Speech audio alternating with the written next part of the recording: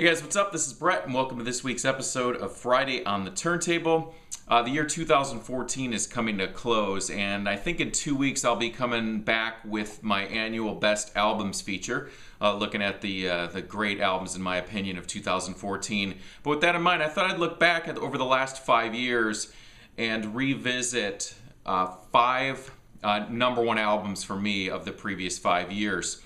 Musical discovery for me is keeping up with the present and future releases, discovering new things, as well as looking back and finding things that I missed the first time around.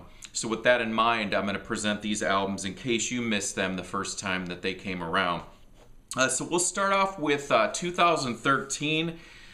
This guy that I discovered back in 1993 when he put out his second album on the 4AD label under the name Red House Painters. This is Mark Kozelek, and over the last couple of years he's had this renaissance where people are talking about him now a lot more than they were in the past. After Red House Painters dissolved, he segued into a group called Sun Kil Moon, and he's very prolific, puts out a lot of albums under his own name and under Sun Kil Moon. But this was a collaboration he did with Jimmy LaValle from the band The Album Leaf. So Mark Kozelek's stuff is normally acoustic based in recent years, and his nylon string skills have gotten just really incredible. But this album, the music is done by Jimmy LaValle, so it's very electronic and glitchy, so it's very atypical of what Mark normally does, but his songwriting, his storytelling is just top notch. So I'm going to give one song recommendation per album that I want you guys to check out, and the one off of Perils from the Sea here is the song You Missed My Heart. When I saw Mark perform in a church in downtown Los Angeles, he did an acoustic version of that song, and I hadn't heard it yet because this album wasn't released at the time. And hearing it one time, I was just completely blown away by it. So please check that one out. I'm going to have a link below for all these ones to check out. So Mark Kozelek and Jimmy LaValle's Perils from the Sea. That was my number one album from 2013. So let's go back now to 2012. This guy hadn't put out an album of new material since 1971. So in 2013, he put out Life is People. This is Bill Fay. Now, I came to know Bill Fay by way of a guy named David Tibet from the band or musical collective known as Current 93. I found a 7-inch single for a cover of the title track of Bill Fay's Time of the Last Persecution. And then I checked out Bill Fay after that, and then after that later, he released Life is People, which is a beautiful, mesmerizing album. It takes a look at the world, it takes a look at life in general, and the song that I really want you to check out on this one is Cosmic Concerto, Life is People. Incredible, as you can see Bill Fay there. Piano, it's very introspective, poetic, beautiful. Bill Fay, Life is People. This was my number one album from 2012, and if I had to go and recreate that list, it would still be my number one album. All right, on to 2011. I don't have the vinyl version of this one, and I couldn't find the cover of it on CD, so I had to print a new cover for it, and my ink cartridge ran out, so it printed in purple. So very bizarre. So if you're like, what weird version of that album is it? Anyways, this is Glenn Campbell's Ghost on the Canvas.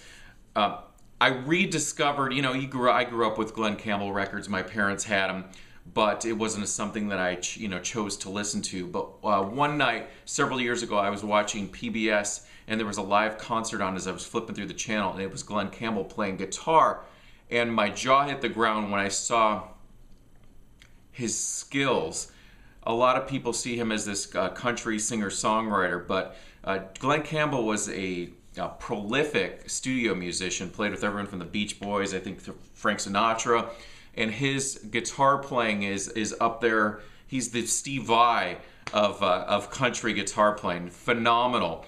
So a lot of you probably know the story. In recent years, he was diagnosed with Alzheimer's, and Ghost on the Canvas is he was recording when it was made public, and it was to be his swan song of original material. But before that, he released an album called Meet Glenn Campbell, which was kind of a reintroduction to the public, and which was my reintroduction after hearing him as a kid. And it was an album of all cover songs, a great version of All I Want Is You by U2, did a Velvet Underground cover, Green Day, Foo Fighters. So Ghost on the Canvas, there's a couple of Paul Westerberg songs on here. It's phenomenal. It's a look back, like the Bill Fay record, it's a look back on life and his long career, his family and everything. There's all these little segues in between that are tape recordings of his TV show. Little sound effects where you can hear his kids playing in the background. A beautiful record, Ghost on the Canvas. My song to check out on that one is going to be Any Trouble, which was written by Paul Westerberg from The Replacements. Oh, and there's a lot of guest musicians that make appearance on this one. Dick Dale, Rick Nielsen from Cheap Trick, Chris Isaak, Jacob Dylan, Billy Corgan from the Smashing Pumpkins, several. Okay, let's go down to 2010. This was never actually released on vinyl, but this is the band James. You guys watch my channel, you know I love the band James. This was a double EP, which called The Morning After, The Night Before, and between the two, it's 15 songs, so it's like a, you know, it's an album in its own right. Beautiful, and I also love cats, and if you look closely, the cat's eyes are disco balls. So this came out after the phenomenal 2008 Hey Ma, which saw a reunion of James because they dissolved back in 2002, 2003, I think it was 2002. The song Tell Her I Said So, which is about the singer Tim Booth's mom passing away, and beautiful lyrically, very poetic, very emotional, yeah, incredible. So that's 2010, James, The Morning After, The Night Before.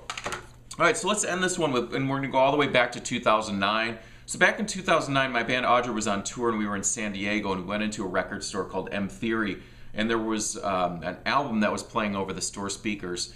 And so me and my brother looked at each other and were like, who is this? So Bart walked over to the counter, and they said, oh, this is the band, the Big Pink.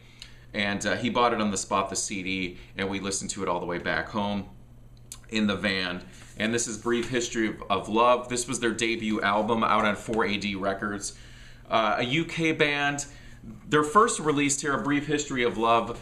Dark electronic guitars, front to end. It's a great record.